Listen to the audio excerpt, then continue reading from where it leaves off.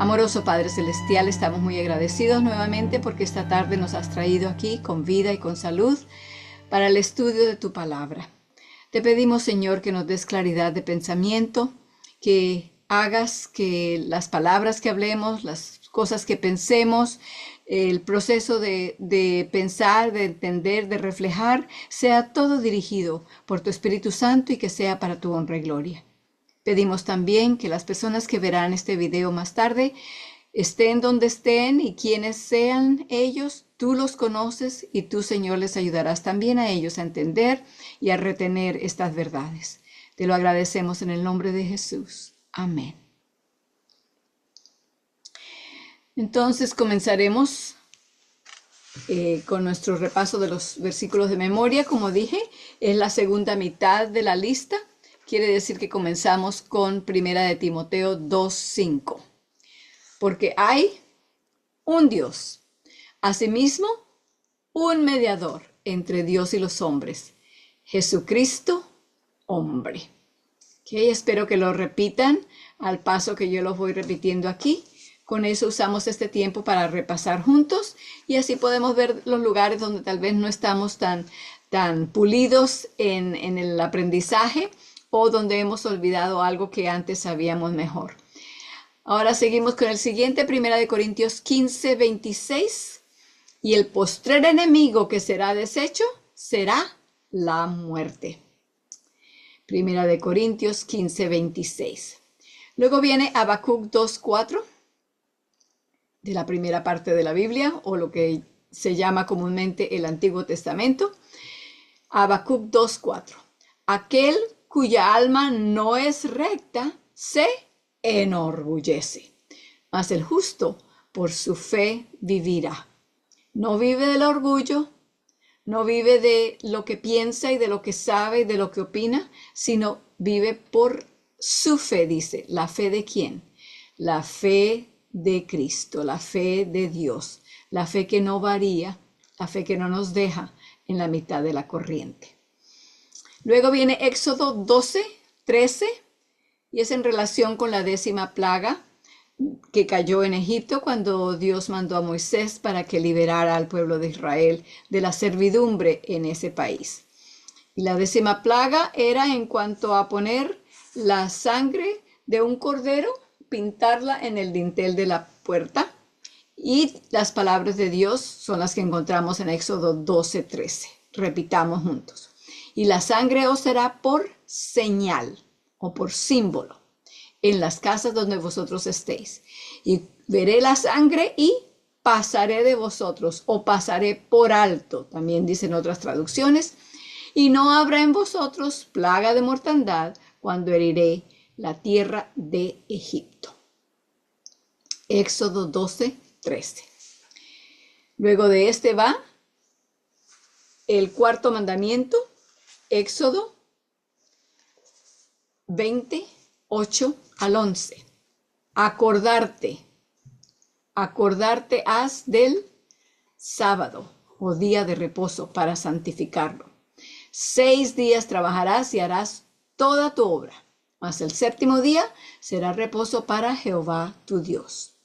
No hagas en él obra alguna, ni tú, ni tu hijo, ni tu hija, ni tu siervo, ni tu criada, ni tu ganado, o como es que lo llaman en español, lo llaman ni tu bestia, ni tu extranjero que está dentro de tus puertas. O sea, si hay una visita en su casa, entonces compartan con ellos el día de reposo para Jehová tu Dios también, ¿verdad? Seguimos de allí para adelante. Porque en 6 días hizo Jehová los cielos y la tierra, la mar y todas las cosas que en ellos hay. ¿Y qué hizo el 7º? Y reposó el 7º día. Por tanto, Jehová bendijo el día de reposo y lo santificó. Y esto también nos queda entonces de señal de que Él es el único que puede santificarnos o hacernos apartados, santos. Romanos 5:20-21. La ley empero entró para que el pecado creciese o abundase. Mas cuando el pecado abundó, sobreabundó la gracia. Para que de la manera que el pecado reinó para muerte, así también la gracia reine por la justicia para vida eterna por Cristo Jesús, Señor nuestro. Eso fue Romanos 5, 20 y 21.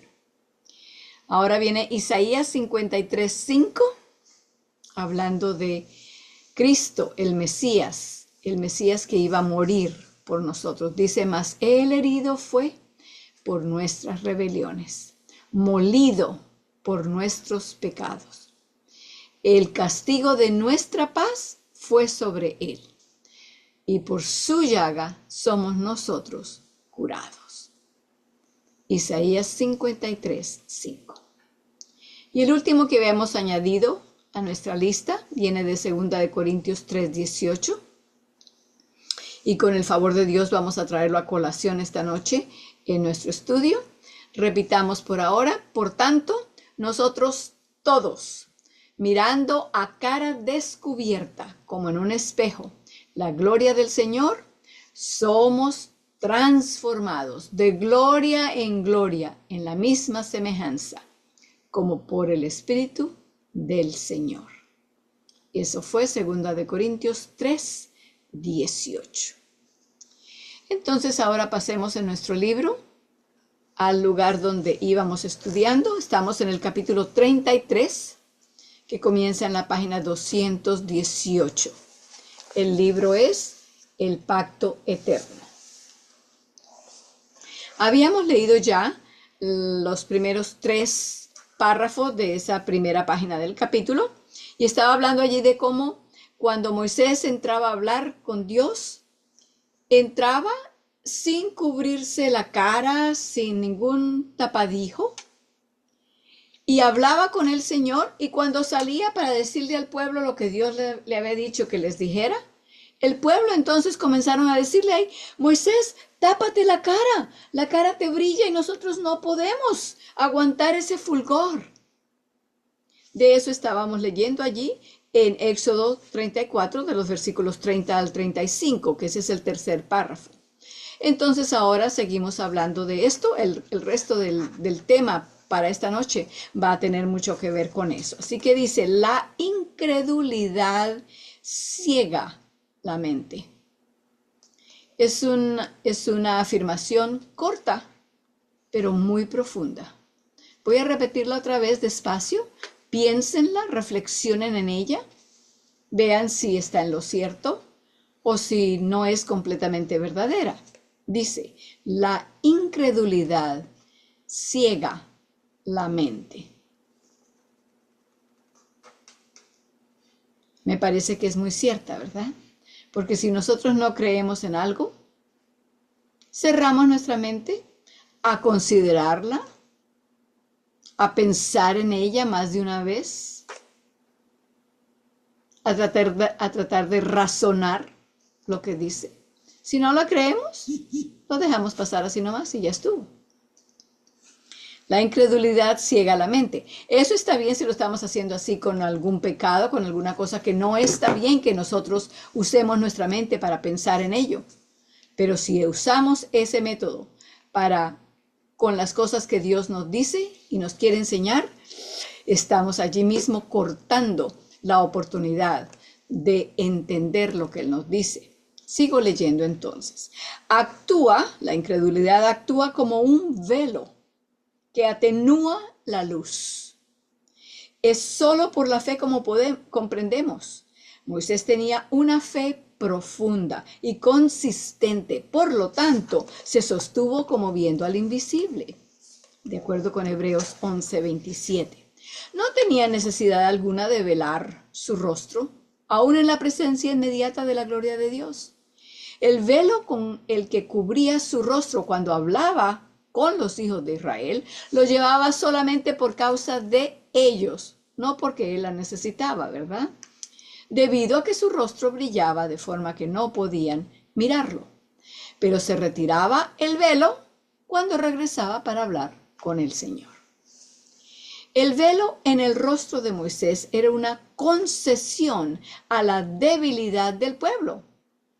Al ellos decirle a Moisés, tápate la cara, no podemos con ese fulgor. Estaban en realidad reconociendo que había debilidad en ellos. Sigo leyendo.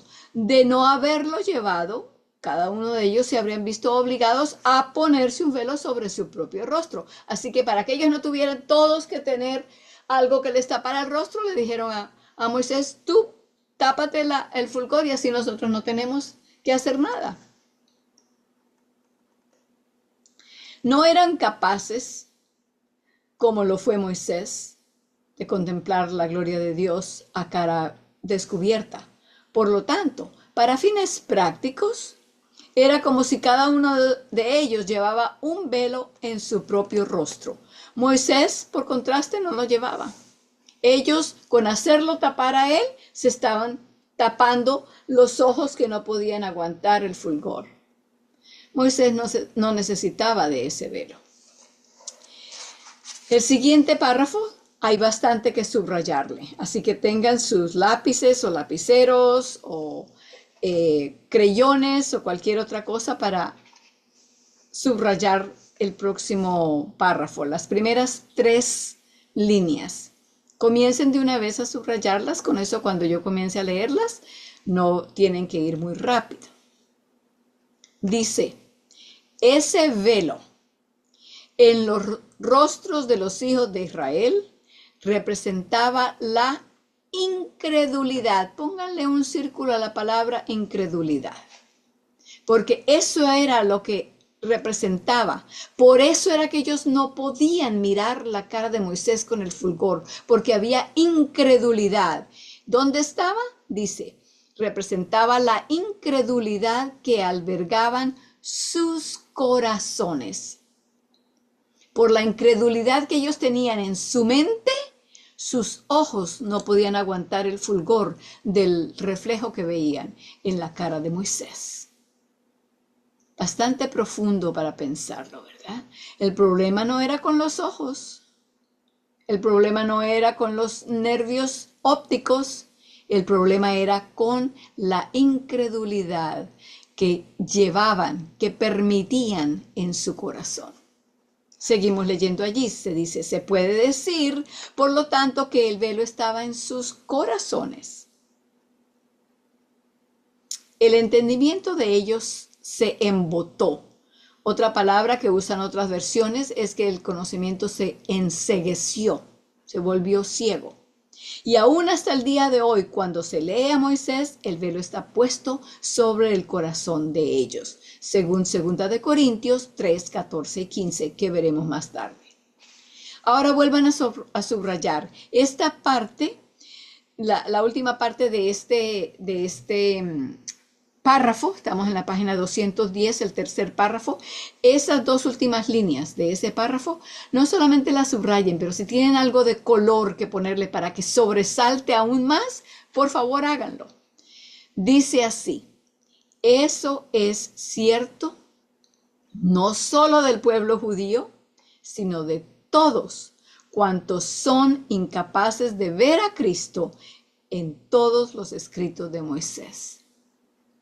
Sí, es cierto que hemos visto a la historia de Jesús, hemos hablado de él bastante, hemos hablado de Abraham, hemos hablado de Jacob, hemos hablado de Egipto, etcétera, etcétera, de Moisés también. Todo eso está escrito en los libros del Antiguo Testamento. Pero si nosotros no hemos visto a Cristo, no hemos visto a Jesús en todo esto que hemos estado estudiando, entonces hemos perdido de vista lo más importante, porque todo eso tiene que ver y refleja a Cristo, su ministerio hacia nosotros y la verdad que debemos recibir si de verdad recibimos a Cristo. Vuelvo a leer esa parte que les he pedido que subrayen aún con color. La última parte del tercer párrafo en la página 216 dice, eso es cierto, no solo del pueblo judío, ellos no son los únicos que tenían problema en no entender y en no creer lo que Dios les mandaba decir por medio de Moisés. Dice, ese problema es también de todos cuantos son incapaces de ver a Cristo en todos los escritos de Moisés. Es muy fácil para nosotros saber que, si queremos aprender de Jesús, cuando vino y cómo trató a la gente, qué milagros hizo, etcétera. Sí, vayan a los evangelios. Mateo, Marcos, Lucas, Juan. Allí lo van a ver claritamente, lo van a escuchar hablar lo que decía y enseñaba. Pero, amigos míos, de la misma manera tenemos que entender que Cristo también está en Génesis, Éxodo, Levíticos, Números, Deuteronomio. Porque todo eso habla de la forma en que nuestro Redentor ha estado planeando y llevando a cabo sus planes para todos sus hijos. Quiere que todos sean sus hijos, de paso, claro. Pero por lo menos con aquellos que deciden y hacen la decisión de escuchar, de creer, pues para ellos hay mucho, mucho que aprender de Cristo en Génesis, Éxodo, Levíticos, Números y Deuteronomio. Y los otros escritos del Antiguo Testamento, que yo, como les he dicho antes, he decidido llamar la primera parte de la Biblia y la segunda parte de la Biblia, porque cuando la gente escucha Antiguo Testamento, si eso es antiguo, eso está anticuado, eso no es para mí. No, la Biblia es toda una desde el principio hasta el final. Hay dos partes, la primera parte y la segunda parte. Ok. El cuarto párrafo de esa página dice, un velo interpuesto entre la luz y el pueblo deja a éste en la sombra. Así, cuando los hijos de Israel interpusieron el velo de incredulidad entre ellos y la luz del evangelio de la gloria de Cristo, según 2 Corintios 4:4, solo pudieron obtener la sombra de esa luz. Recibieron solamente la sombra de los bienes o las bendiciones que les había sido prometido, en lugar de la sustancia o la realidad de ellos mismos. Analicemos cuáles fueron algunas de las sombras por contraste con las realidades. Y de eso se va a tratar la sección que viene después allí, que se llama sombra y realidad. Así como podemos entender que si tomamos una tela o aún un papel y lo ponemos enfrente de nuestras caras, enfrente de nuestros ojos, lo que vamos a ver, si es que vemos algo, será solamente una cosa disminuida en su imagen. No la vamos a ver claramente, no vamos a ver detalles y puntos más pequeños. Vamos a ver algo tal vez, una silueta, pero eso es una sombra, no es la luz y la realidad que Dios quería que ellos vieran.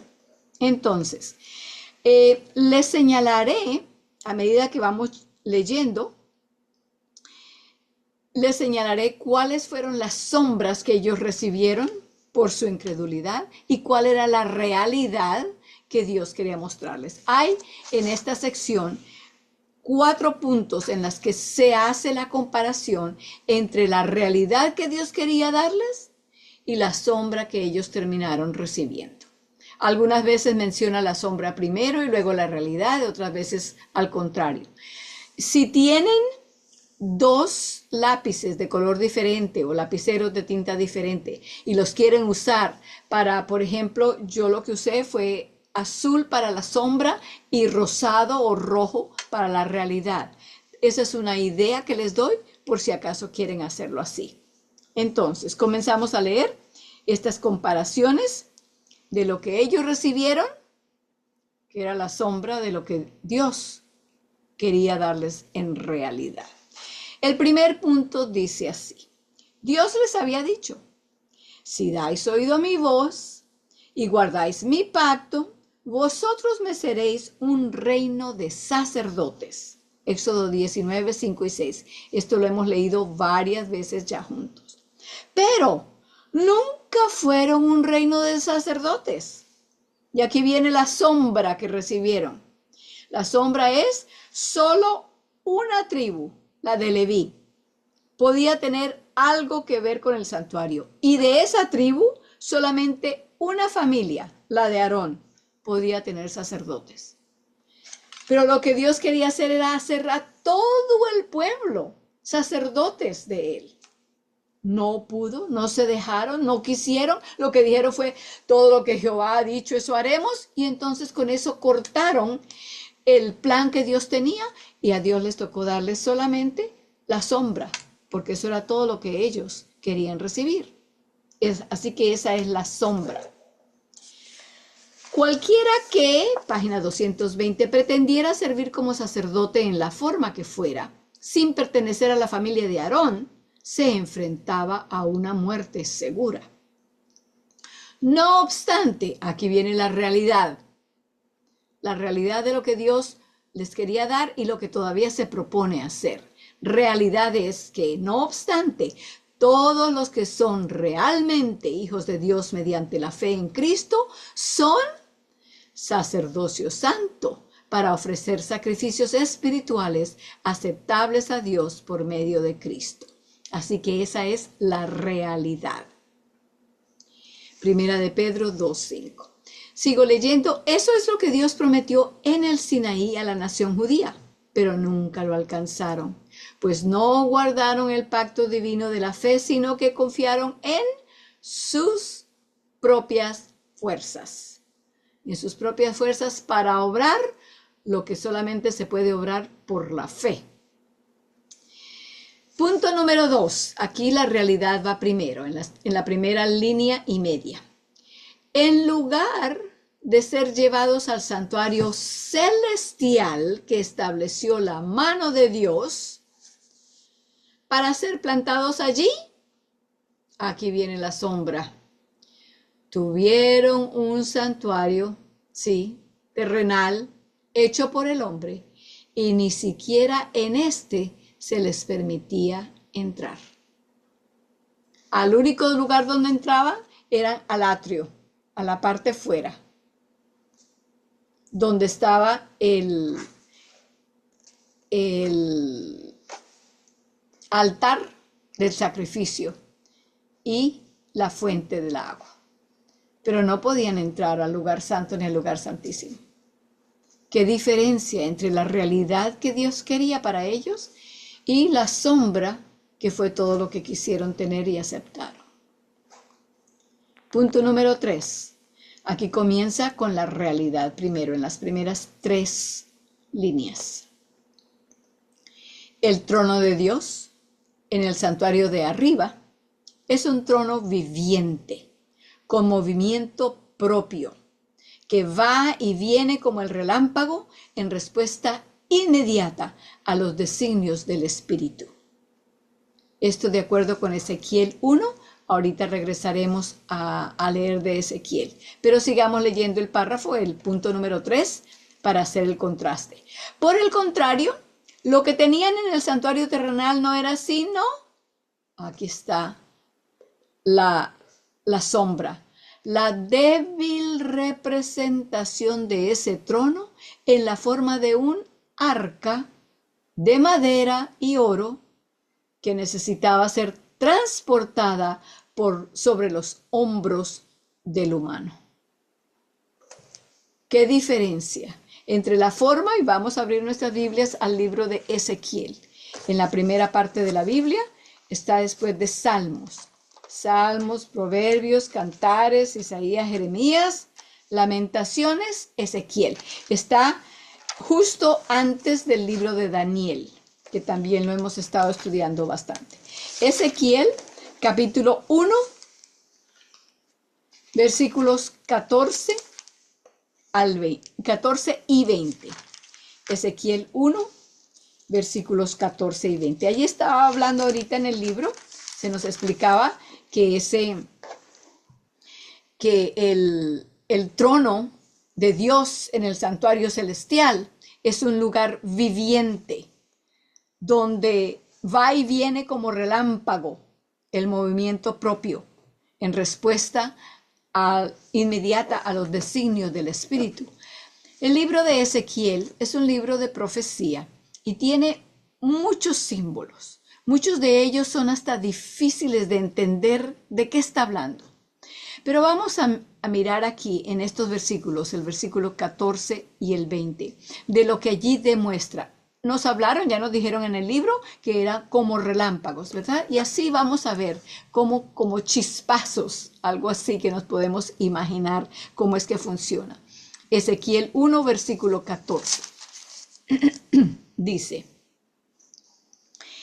y en mi versión dice los animales, pero esa palabra es mejor traducida como ser viviente, los seres vivientes.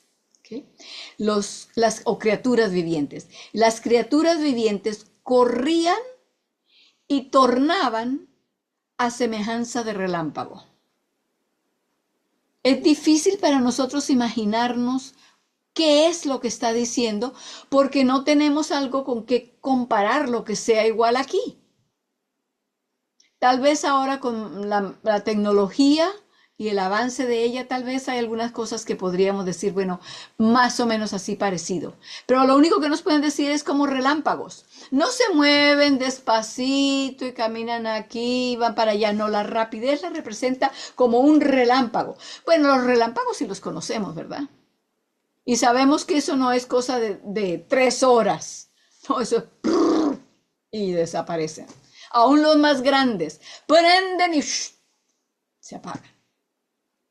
Esa es la clase de movimiento en el trono, en el cuarto del trono, en la sala del trono de Dios, en el cielo. Así es como nos los describen aquí en la Biblia.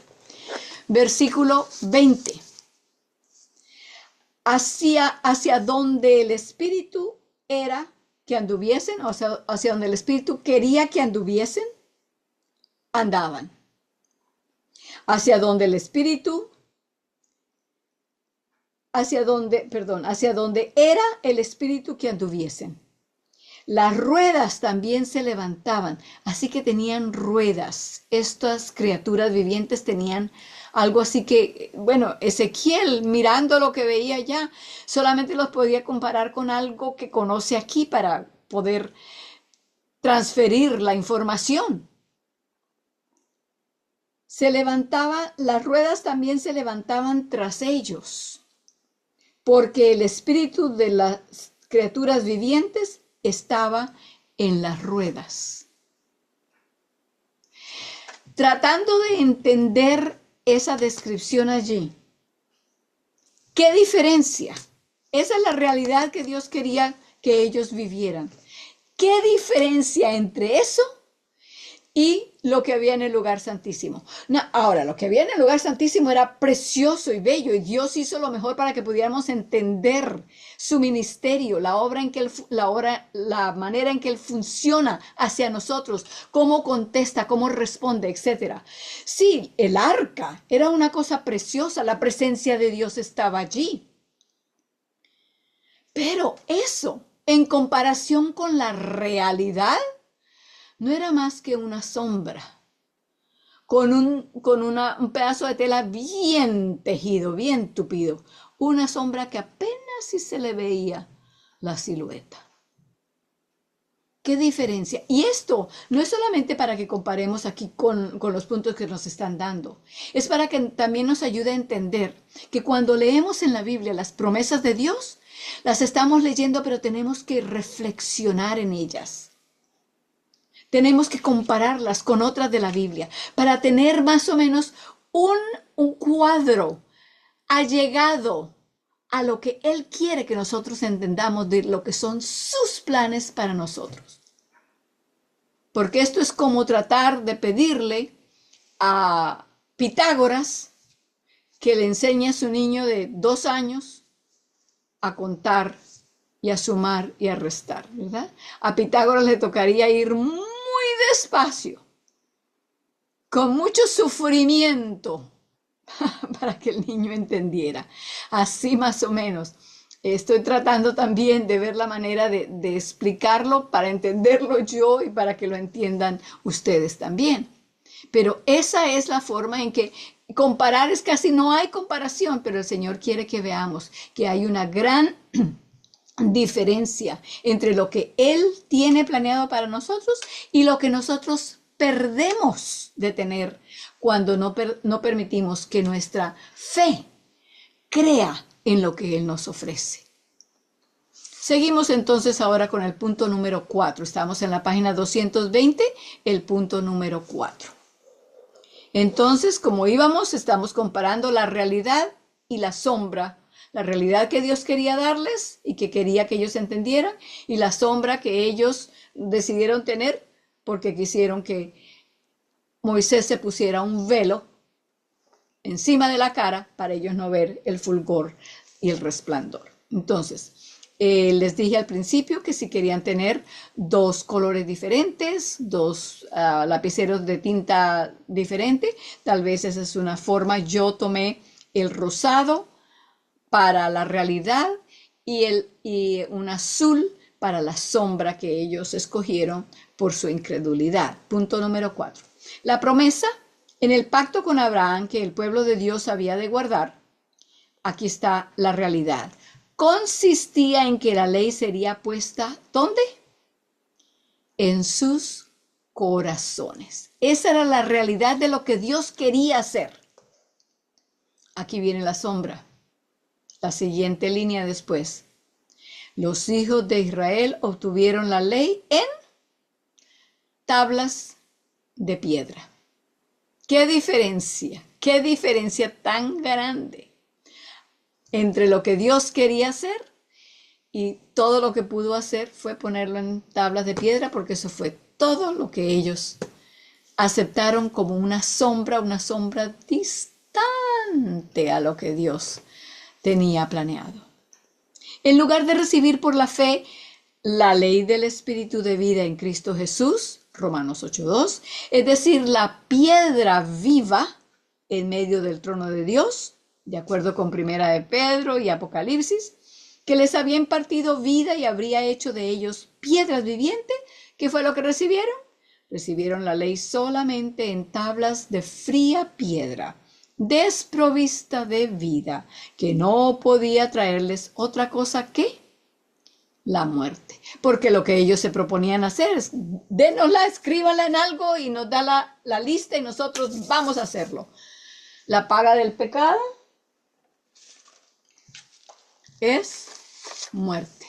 El cheque que recibimos por nuestro trabajo es muerte. Porque lo que hacemos es todo solamente cosas inmundas. Lo que Dios quería era darles el regalo de la vida eterna. Pero ellos dijeron, no, denos más bien lo que nosotros podemos hacer por nuestros propios esfuerzos. La muerte, ganarnos la muerte. Seguimos en ese mismo punto. No podía traerles nada, otra cosa que la muerte. Quería aclarar allí que entendamos que la ley no era la muerte. Era la forma en que ellos pensaban hacerla, guardarla, obedecerla. Eso se traduce en muerte porque sus esfuerzos no iban a poder hacerlo. Hemos dicho ya varias veces y hemos mostrado en PowerPoint las palabras de Camino a Cristo, donde dice que nuestros esfuerzos, nuestras promesas son como telarañas, tienen la fuerza de telarañas. No sirven.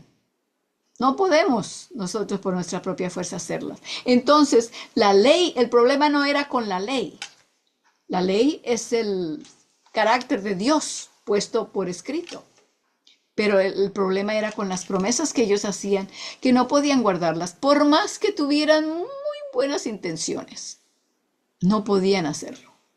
Ni podían ellos, ni podemos nosotros tampoco, ¿verdad? Quiero que vayamos a 2 de Corintios, antes de eso, a Romanos 7:12. Romanos 7:12. En la carta que el apóstol Pablo le escribió a los cristianos en la ciudad de Roma, Romanos 7:12, esta es la forma en que el apóstol se refiere a la ley. Otra prueba, otra evidencia de que el problema no era con la ley. El problema era que ellos no querían que Dios la pusiera en su corazón. Ellos querían hacerlo por sí mismos. ¿Qué dice el apóstol Pablo en Romanos 7:12? Dice, de manera que la ley es, a la verdad, santa. ¿Hay algún problema con eso? No. ¿Y el mandamiento qué es? Santo y justo y bueno. Así que no es que había problema con la ley, el problema era con el corazón de los israelitas, que sea al igual que con el corazón de cualquiera de nosotros, si decidimos resistir lo que Dios quiere darnos, rechazarlo, empujarlo y sacarlo de nosotros. Con eso mismo terminamos.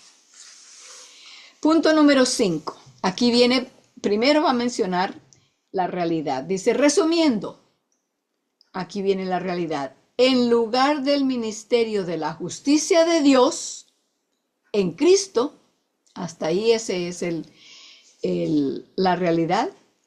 En lugar del ministerio de la justicia de Dios en Cristo, aquí viene la sombra que recibieron. Recibieron solo el ministerio de muerte. Porque lo mismo que es sabor de vida para el que cree, es sabor de muerte para quien no lo cree, para quien no lo hace. Leamos lo que la Biblia dice en cuanto a eso. Allí lo menciona apenas en esa última línea. Vamos a 2 Corintios 2. Está cerca ahí de Romanos, unas pocas páginas después. No primera, sino 2 Corintios. 2 Corintios 2. Versículos 14 al 16. Habla de ese sabor de vida para el que cree y de muerte para el que no cree. Hay versiones que lo traducen no como sabor, sino como olor o aroma, pero significa más o menos lo mismo. Sí es cierto que un olor no es lo mismo que un sabor, pero como se refiere a él, se refiere que el resultado de ese sabor o ese aroma va a tener un resultado de una manera para el que la recibe y de otra manera para el que la rechaza. Vamos pues a 2 Corintios capítulo 2, versículos 14 al 16. Dice, mas a Dios gracias, el cual hace que siempre triunfemos en Cristo Jesús y manifiesta el olor o el sabor de su conocimiento por nosotros en todo lugar. Así que Él nos da ese sabor, esa aroma, esa fragancia la pone en nosotros para que donde quiera que nosotros vayamos, la gente sabe, ay, ahí va el aroma, ay, qué aroma tan sabrosa, ay, qué fragancia, cómo llama la atención. Es Cristo en nosotros, ¿verdad? Seguimos leyendo, versículo 15. Porque para Dios somos un buen olor, una buena aroma de Cristo en los que se salvan y en los que se pierden.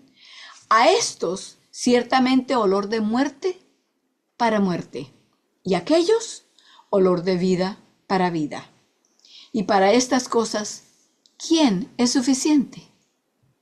Está diciendo, para la persona que recibe esa fragancia y le invita a que conozca más a Cristo, pero lo resiste, esa fragancia que le llamó la atención, que lo invitó, llega entonces a ser para ellos una evidencia de que ellos rechazaron, que no quisieron. Entonces, ¿qué eligieron? Si no eligen la vida, eligen la muerte. No hay nada en medio, no hay nada en la mitad, no hay nada que en el centro podamos escoger. Es una o es la otra. Es la paga del pecado, que es la muerte,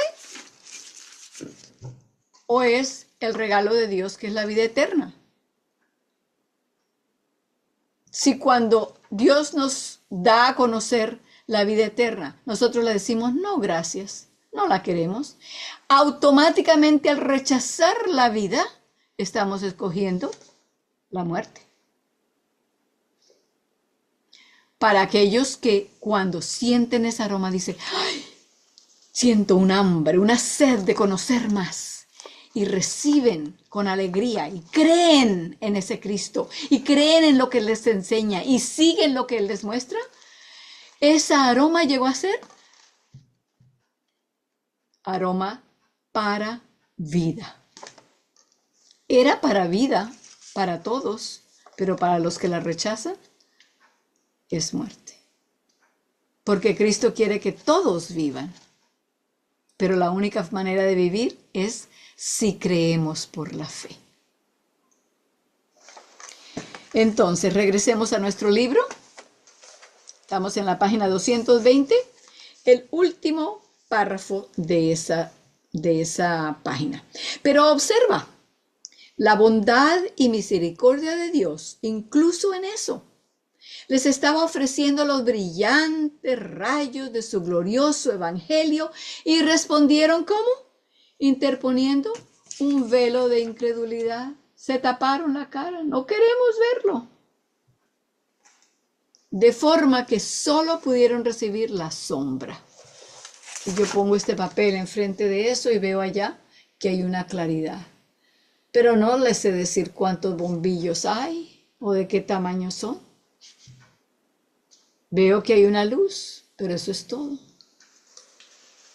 Sin embargo, por favor subrayen estas 1, 2, 3, 4, 5 líneas. Aquí viene una ilustración que nos ayuda a entenderlo todavía mejor. Sin embargo, esa misma sombra era un continuo recordatorio de la realidad. Si yo me acuesto a dormir aquí, sin apagar la luz, y me tapo con este papel aquí, la sombra que estoy viendo allí me está recordando que está la luz allá detrás. Ahora sigue la ilustración en las próximas 4 líneas. Cuando una densa nube arroja su sombra sobre la tierra, sabemos, si es que reflexionamos, que sería imposible que diese sombra de no ser por la presencia del sol. De forma que aún la propia nube proclama la existencia del sol. ¿Es cierto? Así es, ¿verdad? Seguimos leyendo. Por lo tanto, si la gente en nuestros días no fuese tan ciega como lo fueron casi siempre los hijos de Israel, estarían continuamente gozándose en la luz del rostro de Dios, puesto que hasta incluso la más negra nube es prueba de la presencia de la luz. Y la fe siempre tiene por efecto que la nube se disipe, o bien que se vea en ella el arco iris de la promesa. Nuestro tiempo se ha terminado. Siento bastante que no hayamos llegado hasta donde yo quería llegar, pero vamos a repasar una vez más antes de terminar aquí nuestro versículo de memoria de 2 de Corintios 3:18. Ahora al leerlo vamos a entender un poco mejor porque de eso era que estábamos hablando esta noche, ¿verdad? 2 de Corintios 3:18 dice: por tanto, nosotros todos, mirando a cara descubierta, no con el velo, ¿verdad? Ya entendemos un poco más a qué se refiere, a cara descubierta, como en un espejo, la gloria del Señor. ¿Qué sucede cuando la miramos? Nos sucede lo mismo que le pasaba a Moisés. Era transformado, ¿verdad? Somos transformados de gloria en gloria, en la misma semejanza. Nos comenzamos a parecer a Dios en carácter, ¿verdad? En la misma semejanza como por el Espíritu del Señor. Les insto a que sigan repasando, a que cuando lo repitan despacio, pensando en cada una de las palabras y lo que significa y la aplicación del evento que ocurrió allá con el pueblo de Israel cuando Dios quería darles una realidad y ellos se conformaron con una sombra. Con una sombra. Seguiremos hablando de esto la próxima vez. Marquen en sus libros donde terminamos para que así la próxima vez puedan llegar rápido al lugar donde comenzaremos. Les invito a que nos postremos de rodillas para la oración.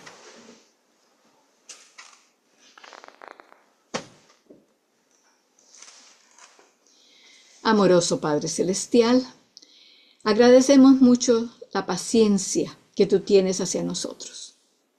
De la misma manera que hiciste con los del pueblo de Israel, a medida que ellos se negaban a hacer lo que tú les proponías, y a medida que ellos resistían y rechazaban las cosas y los planes tan preciosos que tenías para ellos, tú seguías con mayor ahínco, con mayor perseverancia, tratando de buscar una manera y otra manera, explicarlo por aquí, ilustrarlo por allá. Gracias, Señor, porque de la misma forma eres y has sido con nosotros.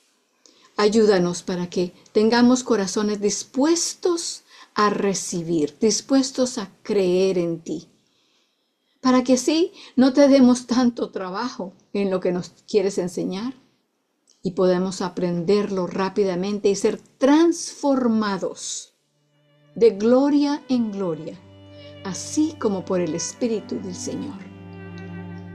Te lo agradecemos en Cristo Jesús. Amén.